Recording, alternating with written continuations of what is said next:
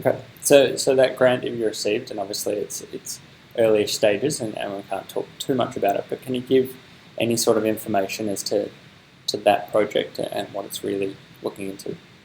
Yeah, so the big problem in multiple sclerosis is you've got this autoimmune component, but then once that immune system becomes dysregulated and you attack the brain, what's left are these lesions, and the lesions are what's really responsible for the dysfunction and the long-term disability, and often it can lead to death, especially over time.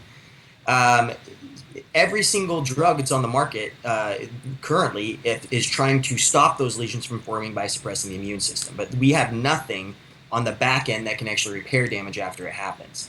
So what we have seen is as I mentioned earlier, that our ability to promote these regenerative processes, we enhance the body's natural ability to remyelinate and repair that damage after a lesion forms.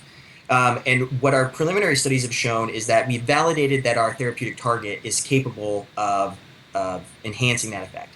So we've developed a drug to capitalize on this. And what this grant really is aiming to do is confirm in multiple systems, not just a single system, that we're capable of getting this remyelinating effect. But really, what we hope to do is really characterize well our drug behavior so that we can define the best possible dosing protocol to maximize the effect.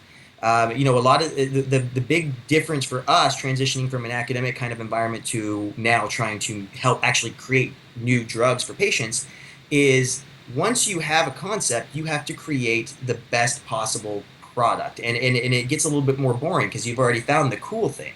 Now we have to maximize the effect. Now we have to make sure that it works the best way possible and has the least amount of negative side effects.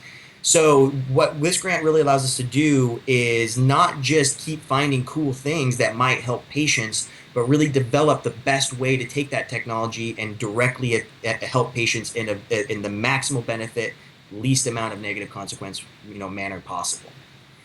Okay, fantastic. And I mean, as I said to you and said to everyone on MS Translate, I guess that I think this is now the new wave of hopefully where we're going with MS therapies is we're moving more into that remyelination and repair side of things rather than the immunosuppressive side of things that, as you say, we've had for quite a while now. Mm-hmm.